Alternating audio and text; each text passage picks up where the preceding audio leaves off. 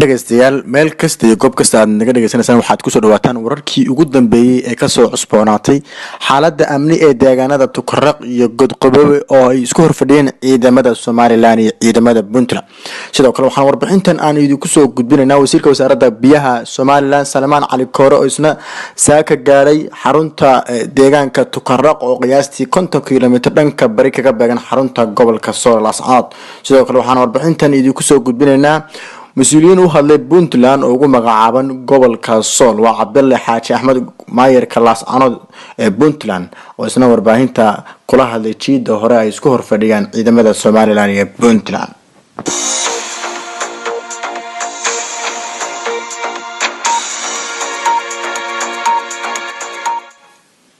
أنا كبلونه وزير كورفافين تهيدها يدقن كبنتلان عبد حرس علي qarjab oo la hadlay warbaahinta Puntland waxa uu sheegay Somaliland inay deegaanada Puntland ay ka wado dandaasi isla markaana waxa uu yiri waxaan anigu ku tilmaami karnaa duulaanka Somaliland inay tahay hadiyad loogu talagalay reer Puntland inay ka faa'iideystaan waa sida uu hadalka u dhigay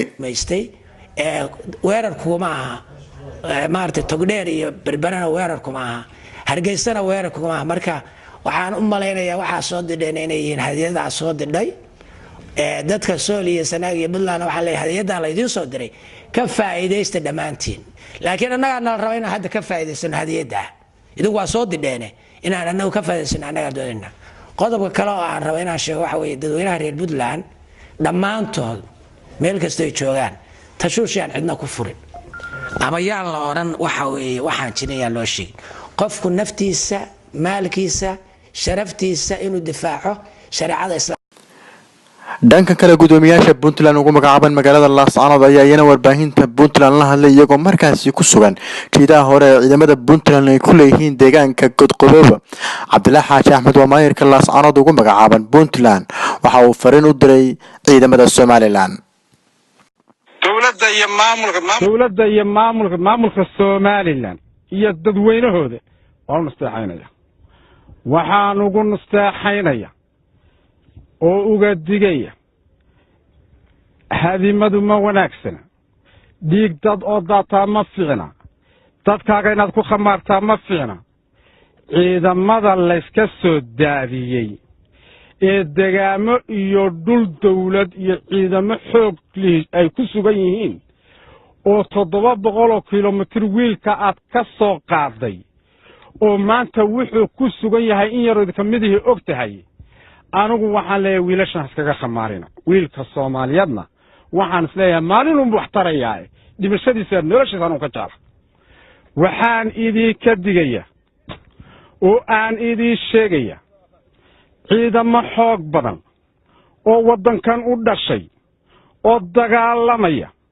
oo dagaal loo carbiyay oo aan habeen dagaal ka bixin oo tababaran oo 3 jibaar idinka badan baa idinku hareeraysan waxaad dhex taagantihiin bulsho ciidankaasi ka dhashay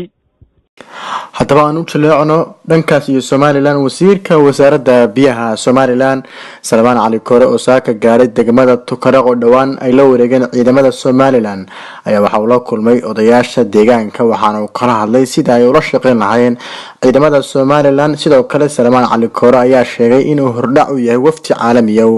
oo ka socda Somaliland oo la filayo dhawaanahan inay soo gaaraan deegaanka Tukaraq muhiimka ugu weyn ee halkan u yimid inay tahay inuu isii gogol xaaro waftida cusub ay soo gaari doontaa deegaanka Tukaraq anigu waxaan fikirka iigu weeraadin ku yeeray waa halow aan idinku yeernay ansaxo aan idinku yeernay waa halow dawlad baa imaanaysa anagu waxaanu nahay group horumaraysa inaanu dadka u diyaarino qaabkii ay dawladda ula hadli lahaayeen idinkay idin taala idinka ayay mas'uuliyadaasi idin taala inaad dadka wax weydiisan kartaa oo ummadda maskaxdooda wuxuu sheegi kartaa oo waxa aad weydiisanaysaan aad garanaysaan oo aad rag u sii yeelataan war qof keligii loo socdaa ma jiro qoys keligii loo socdaana ma jiro marka odayaashiinu intaad niman wax garanaya u yeelataan intaad guddi samaysaan haddana dad wax qori kara intaad u yeelataan baahidiinna isku dubarid.